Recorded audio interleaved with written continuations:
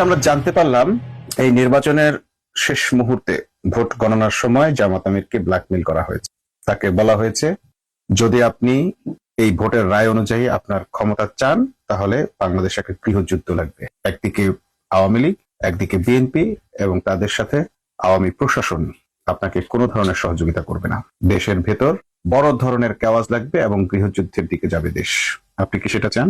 এইভাবে বাংলাদেশের একজন হতে যাওয়া ভবিষ্যৎ প্রধানমন্ত্রীকে ব্ল্যাকমেইল করে তার কাছ থেকে দেশটাকে কেড়ে নেওয়া হয়েছে।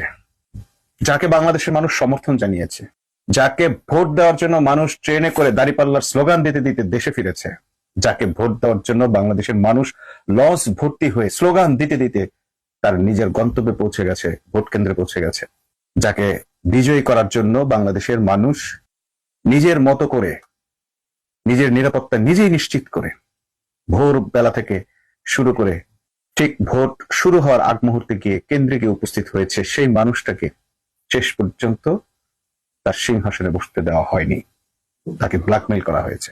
যেই আমিরে জামাতের প্রতি মানুষের এমন সমর্থন আমরা এবার দেখেছি, বিভিন্ন শ্রেণী পেশার মানুষ, শুধু ইসলামিক ব্যক্তিত্বরা নয় বা কিংবা শুধু জামাত ইসলামীকে পছন্দ করেন সমর্থন করেন এমন ব্যক্তিরা নয়, বরং এবার বাংলাদেশের এমন এমন সব শ্রেণী পেশার মানুষ জামাতকে সমর্থন জানিয়েছে, যেটা অভাবনীয় ছিল, অকল্পনীয় ছিল।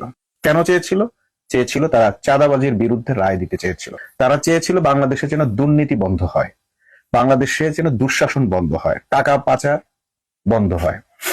সুশাসনের জন্য, আইনের শাসনের জন্য তারা এবার দাঁড়িপাল্লাকে বেছে নিয়েছিল। দল করুক বা না করুক, পর্দা করুক বা না করুক, ইসলামী আন্দোলন করুক বা না করুক, সব শ্রেণী পেশার মানুষ, সব ধর্মের মানুষ এবার কিন্তু দাঁড়িপাল্লার দিকে ছুটে এসেছিল।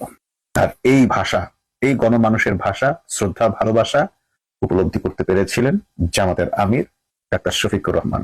যে কারণে যখন তাকে বলা হলো যে বাংলাদেশে একটা ম্যাসাকার হবে, গৃহযুদ্ধ লেগে যাবে, আপনাকে ক্ষমতায় আসতে দেয়া হবে না, বিএনপি, আওয়ামী লীগ এবং তাদের প্রশাসন যে কোনো মূল্যে আপনাকে প্রতিহত করবে, আপনি কি করবেন?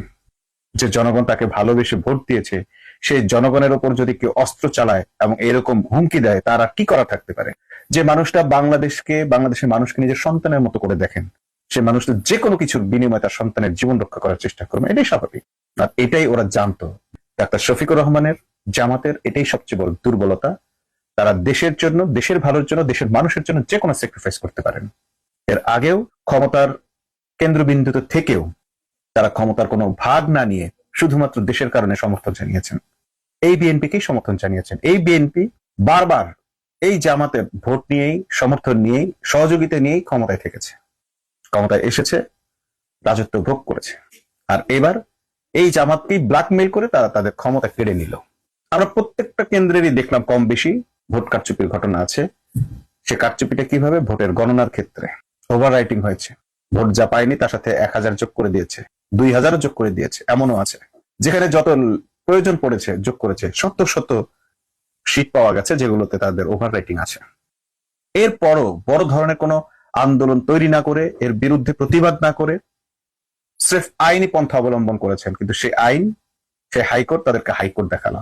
সারা শব্দ নাই, খুব দ্রুততার সাথে একেবারে রাতের আধারেই যেন সবকিছু করে ফেলছেন। গভীর রাতে মেসেজ দিয়ে দ্রুত তাদেরকে সংসদে নিয়ে শপথ পড়িয়ে ফেললেন। স্থগিত রাখার আবেদন করেছিল, সে আবেদনও গ্রাহ্য করলেন না। মানে লুটপাট করার জন্য যত দ্রুত সম্ভব যেন আমরা তত তাড়াতাড়ি এই সিংহাসন দখল করতে হবে, করে ফেললেন।